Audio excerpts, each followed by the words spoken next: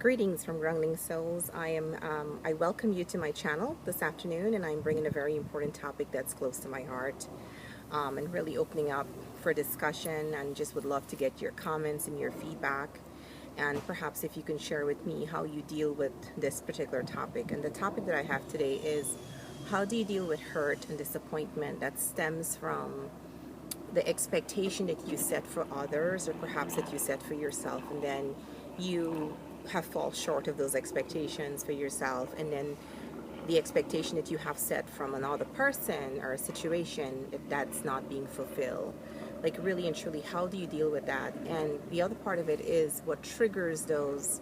What are the triggers? What are the reasons why you continue to hold on to the expectation, knowing that it's the person or the persons that you're having these expectations from, they lack the capacity somehow to be able to fill it or to give it to you, to offer it up.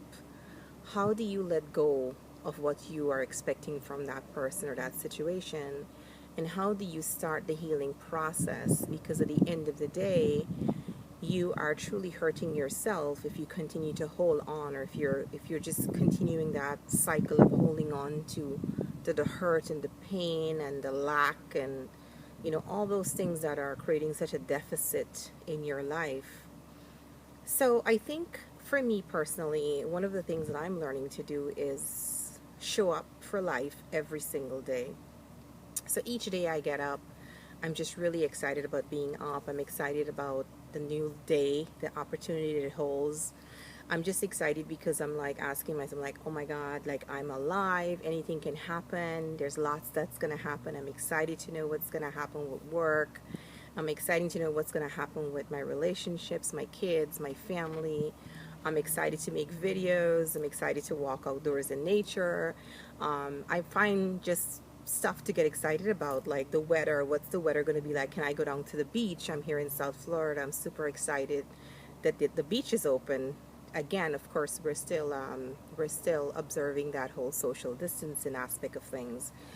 But really, my approach in life right now is just really coming from a place of complete optimism, enthusiasm. I'm just truly excited about life. And don't get me wrong, I have quite a lot of challenges going on right now personally in my life. But the idea is letting go of the things that you can no longer control, and just really focusing your energy is what I do, is really focusing my energy intentionally on the things that I can control versus the things that I cannot control. So let's take that a step further. Here's what I've realized. I've realized that what sets me off and create that level of hurt from expectation is because, first of all, I have set the expectation.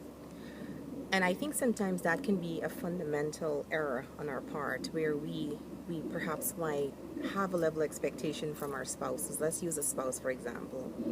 And that spouse, because of their own personal hurt journey, the satisfaction, the way they see life, the way they view relationships, the way they view love, the way they just view life in general, the whole scope of life, they may be just at a deficit, just may not be able to fulfill your levels of expectations.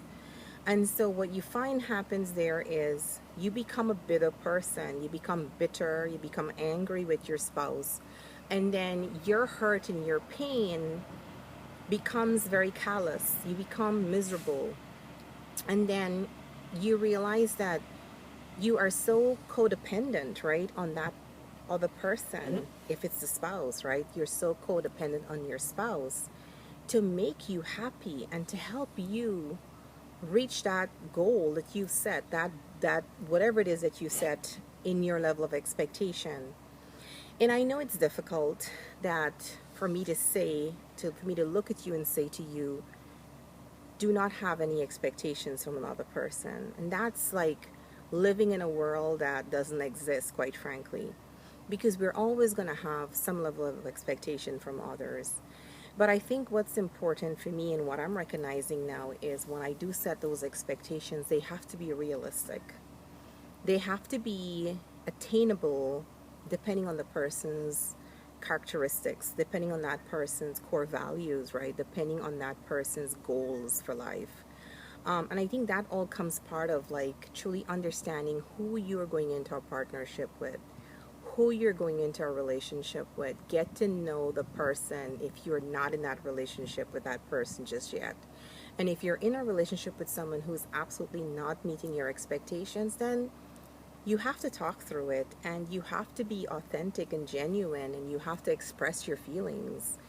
And quite frankly, if that person is not respecting your feelings and your what's challenging you and your disappointments, then you just have to admit that you're probably in the wrong relationship. You're probably in a relationship with someone who will never understand who you are and who would never try, especially if they have the ability to try to meet your expectations. So I would say, I wouldn't actually say to you not to have expectations, but I would say to try to control the way you set your expectations and ensure that what you're asking for from someone, that they are able to deliver that. What you're asking from someone, that you are able to deliver as well. Because I think where we typically get caught up in our feelings is when we our own selves are empty. We our own selves are struggling our own selves to make ourselves happy, which is our own expectations for ourselves. If we have that checklist for ourselves and we're incapable of meeting that checklist, then I would ask you, why is it that you're expecting love and affection and attention from others when you're incapable of doing that for your own self? So, first of all, take a step back, right? Do your own checklist for yourself. Have the real conversations for yourself.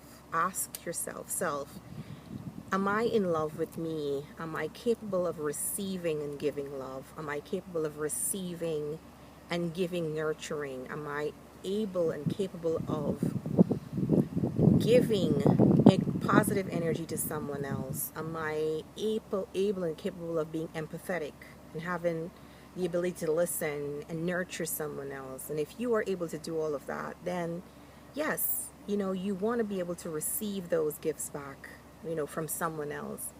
But be aware that not everyone is where you are in your journey. Not everyone is spending the time to truly get to know who they are and to truly wanting to level up. Not everyone is doing that. And that's where the hurt and the pain comes into play. So we have got to get to a point of our lives where we recognize that, we acknowledge it, and then we get to that place of comfort where we say to ourselves, you know what? I'm never ever going to be able to get what I'm looking for from this person. So perhaps it's time for me to turn away from that situation and start the healing process for my own self. So, I mean, I think it is, we set our standards sometimes very, very high.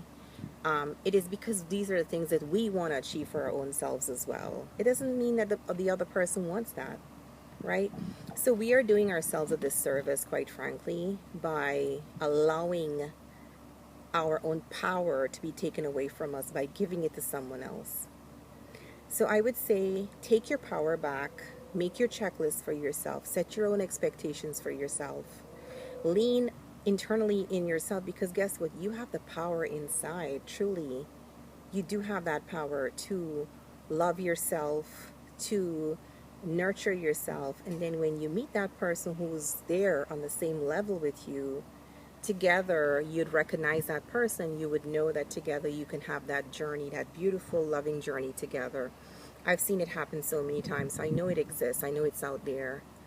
And the last thing I'm going to say is, don't be too hard on yourself. We've got to learn to stop beating up on ourselves, because it's the energy that we're promoting on ourselves, and we're pushing it on ourselves, and we are energy. So however we treat ourselves, that's what others will see in us, and that's quite frankly how they'll treat us.